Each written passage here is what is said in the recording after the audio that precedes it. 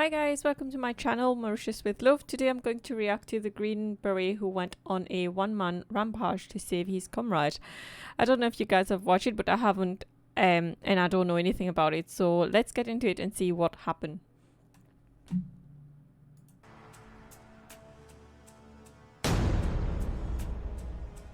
The Green Beret who went on a one-man rampage. Roy Benavidez, the Vietnam War. Roy Benavidez's life had been rough as a child. Both his parents had died. He was bullied by his classmates because of his mixed Yaqui Indian and Mexican heritage and had to leave school in 8th grade to help his family. At the age of 19, Benavidez joined the Army, serving in the Korean War in the Texas Army National Guard. He married Hilaria Lala Coy Benavidez in 1959 and completed airborne training, becoming assigned to the 82nd Airborne Division. In 1966, Sergeant Roy Benavidez was in hospital after stepping on a landmine. Doctors said he would never walk again. He had been sent to Vietnam in 1965 as an advisor for the ARVN troops there. Benavidez was carrying out a classified operation alone to gather evidence that the North Vietnamese troops were posing as Viet Cong. While he was on patrol along a narrow trail disguised as a Viet Cong guerrilla, he stepped on a landmine. Sometime later, a squad of Marines came across Benavidez. They initially thought it was a booby trap, but were surprised when they flipped him over and discovered the man in Viet Cong pajamas was Hispanic and wearing U.S. Army dog tags. He was soon evacuated to the hospital. In hospital in the U.S. 2 months later, Benavidez had recovered and awoke. His memories came back to him. The doctor told him he would never walk again. His spine had been damaged and his brain had rattled in his skull. Nevertheless, Benavidez, sitting in his wheelchair, begged the doctors not to discharge him from the Army. The Army was his life. Determined, Benavidez got up from his bed night after night, dragging himself to the wall and putting weight on his legs. For weeks, he pushed through the pain, going further in distance than before, which surprised the doctors. 6 months later, with his wife Lala's support, Roy Benavidez walked out of the hospital. He was promised only a desk job at Fort Bragg, North Carolina, but determined and exercising every day, he trained vigorously and qualified for the Special Forces. Wow, the doctor actually told him he would never walk again, and he still begged the doctor not to discharge him. And that's willpower as well, to actually get up and not just train to walk. He actually joined the Special Forces. If that's not will and determination, I don't know, guys. That's amazing, that. Also known as the Green Berets, he would be assigned to Detachment B-56, 5th Special Forces Group Airborne, 1st Special Forces.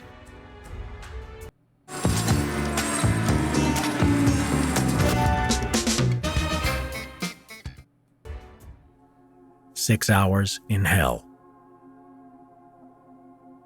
Now it was 1968. Staff Sergeant Roy Benavidez, now with the code name Tango Mike Mike, was back in Vietnam and was off duty attending church, but his mind was fixed on the panicking radio chatter from the front lines. In Loc Ninh, Vietnam, near the Cambodian border, a 12-man Special Forces reconnaissance team, which included his close friends, Sergeant First Class Leroy Wright, Staff Sergeant Lloyd Frenchie Mousseau, Specialist 4 Brian O'Connor, and 9 Montagnard tribesmen who were part of the Civilian Irregular Defense Group Program, or CIDG, were surrounded by a battalion numbering 1,000 battle-hardened North Vietnamese soldiers. Everyone in the unit had been wounded or killed in earlier fighting, and 3 of the helicopters sent to rescue them had been unable to extract them due to heavy enemy fire. When the helicopters returned, they were riddled with bullets. One of them, the door gunner, Michael Craig, aged 19, had been hit several times and died in Benavidez's arms. There was no way Benavidez was going to leave his friends out in the jungle.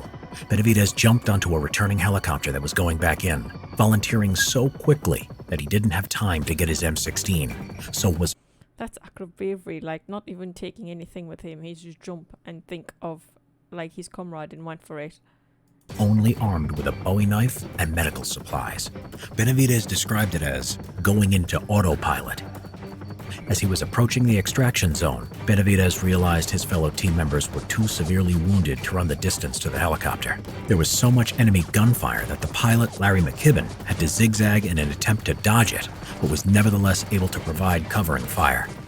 Benavidez jumped out with a medical bag, ran through the jungle to the wounded men under heavy enemy fire, taking a shot to the leg, which he initially thought was a thorn bush.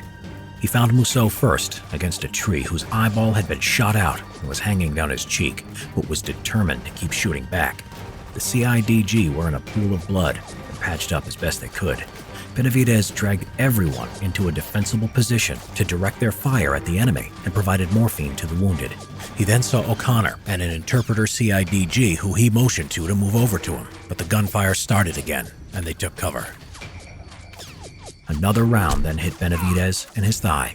On adrenaline, he popped the green smoke for McKibben in the rescue helicopter to pick them up. While everyone who could move got into the chopper, he suppressed the tree line with an AK-47 he had picked up to cover O'Connor and the interpreter who crawled towards the helicopter. Now Benavidez was looking for the team leader, Sergeant First Class Leroy Wright, who had been killed and who also had intel on him that could not get into enemy hands. Benavidez found his body and proceeded to drag him to the chopper when he was shot again, this time in the stomach, and hit in the back by shrapnel from a nearby grenade, knocking him out. When he awoke, Benavidez was forced to leave his dead friend's body. Disaster had also struck. The chopper had crashed to the ground from enemy fire. The pilot, McKibben, was dead. 5 of the men on board, including Musso, survived the crash, as did O'Connor and the interpreter who didn't get into the helicopter. Benavidez pulled them out of the wreckage, dispensed morphine, set up a perimeter around And he's still going after being shot so many times. on the crash site and called in heavy air support from the F-100s above, which dropped napalm on the enemy position. When the jets ran out of fuel and had to leave, the enemy machine gun fire started again. Benavidez gave O'Connor a third shot of morphine and took another bullet to the leg. Their position was surrounded by North Vietnamese soldiers. It looked hopeless. But a helicopter finally came to their rescue. Benavidez and the rescue team carried and dragged the wounded men onto the chopper, but the landing zone was still being fired upon by NVA troops, to the extent that 2 men were shot in the back as they crawled to it. Shrapnel wounds to his face from earlier caused Benavidez's vision to be blurred from the blood in his eyes. When he went to get Musso, an NVA soldier butted his rifle into Benavidez's head and jaw and slashed his arm with his bayonet. He shouted to O'Connor to shoot, but he was too drugged from morphine to react. Benavidez pulled out his Bowie knife and stabbed the NVA soldier till he was dead.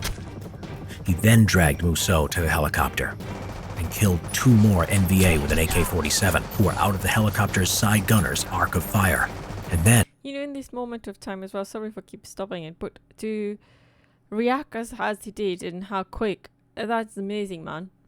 he made one more trip to get the interpreter and destroy any classified material, with blood still obscuring his vision. Only then did he allow the others to pull him onto the helicopter, the last man to leave the battlefield. At this point, the round that had hit his stomach had exposed his intestines, which he was trying to hold in with his hands. The helicopter, badly shot up and with no instruments left, managed to take off. There now follows an announcement from the London Mint Office in partnership with Imperial War Museums. Britain's wartime leader, Winston Churchill. When they landed, the wounded were unloaded and examined one by one. It had turned out that Benavidez had even loaded 3 dead enemy soldiers into the helicopter in case they had classified materials.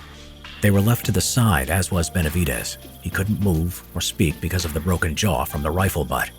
The blood over his eyes had glued them shut, and with 37 bayonet, bullet, and shrapnel wounds all over his body, he looked dead. Medics started placing him in a body bag and started zipping him up when a friend noticed him and said, That's Roy Benavidez." The doctor said there was nothing that could be done, but Benavidez mustered his last bit of energy and spat in the doctor's face, causing the doctor to say, "I think he'll make it." He was flown to Japan for intensive surgery, then Brooke Army Medical Center, Fort Sam Houston, where he stayed for almost a year.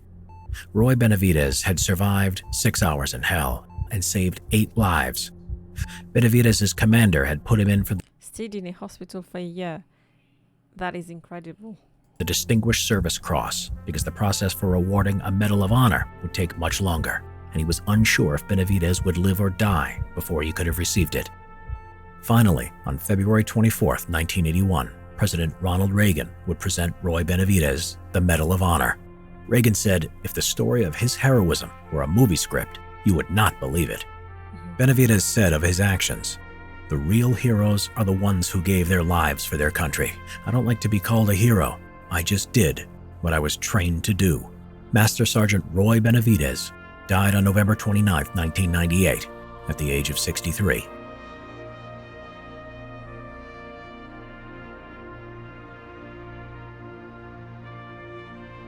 Subscribe for more Vietnam War history videos. Wow, that was amazing. Like I said, I have not watched this before. It's moving as well to see how he did what he did and still wanting save his comrade and be there for them. What do you think, guys?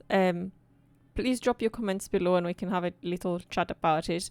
I hope you've enjoyed the video. I have. I'm not gonna lie.